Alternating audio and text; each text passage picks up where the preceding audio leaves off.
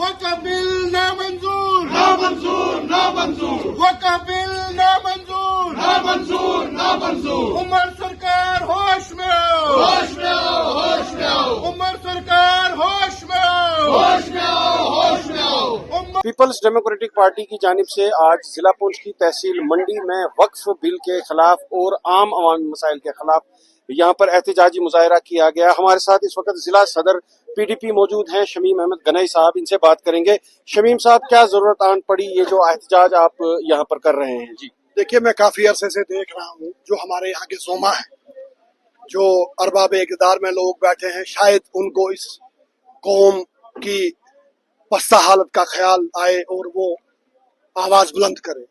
लेकिन जब तमाम अहबाब जो हल्का में बैठे हैं, जो ऐवानों में बैठते हैं, वो खामोश रहे, तो मैंने अपने साथियों से मशवरा किया कि हमें कौम के लिए सड़कों पर, ठीक है कौन पावर में है, को वो बात की बातें हैं, लेकिन इस आवाम के लिए सड़कों पर निकलना पड़ेगा।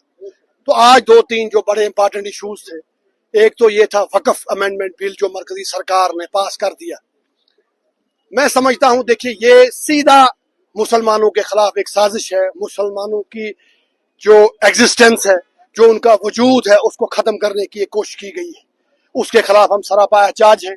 यहाँ पर डेली विजर्स जो हैं वो 20-20, 25-25 साल से जो है बैठे हैं, महकमों में काम कर रहे हैं और वही काम कर रहे हैं। उनके इश्यूज जो असेंबली में, जिसको ऑनरेबल LG साहब ने भी ग्रीन सिग्नल दे दिया था वही परा साहब की बिल पर, तो उस पर डिस्कस होना था। उसके खिलाफ जो NC ने साजिश की, उसको भी बेनकाब करने की जरूरत थी। तो उसी सिलसिले में आज अहलिया ने मंडी, लॉरेंस से, सावजिया से, हमने कोई कॉल उतनी बड़ी नहीं दी, कोई ऐलान नहीं किया।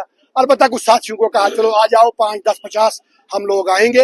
यार मुझे वो सीन याद है, मैं शायद कल भी किसी से बात कर रहा था कि इमाम हुसैन अलैहिस्सलाम जब करबला में जंग लड़ रहे थे यजीदी फौज के खिलाफ, एक तरफ 72 नफूस कुदसिया थे, उनके साथ बच्चियां, उनके साथ बच्चे और जो उनकी औरतें थी वो थी, और एक तरफ 40,000 का लश्कर था।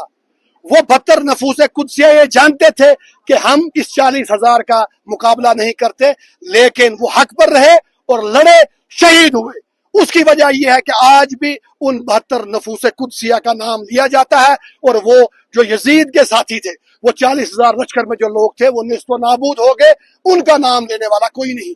मैंने साथियों से कहा हमारे साथ कोई खड़ा हो ना हो, हम 10 हैं, 50 हैं, 100 हैं, हम इस यजीदियत के खिलाफ, ये उरियानियत के खिलाफ, ये जो जुल्म हो रहा है, ये गुंडे बदमाश जो चोर उचक्के हैं, इनके खिलाफ हमें सरापा है। शमीम साहब, वक्फ के हवाले से जो बिल था वो अदालत आलिया में चला गया है, उस पर 6-7 दिन की मोहलत ली है, उसके बावजूद भी इस तरह के एहतजाज करने की जरूरत है, क्या कहेंगे सर? देखिए, हम बावर करवाना चाहते हैं।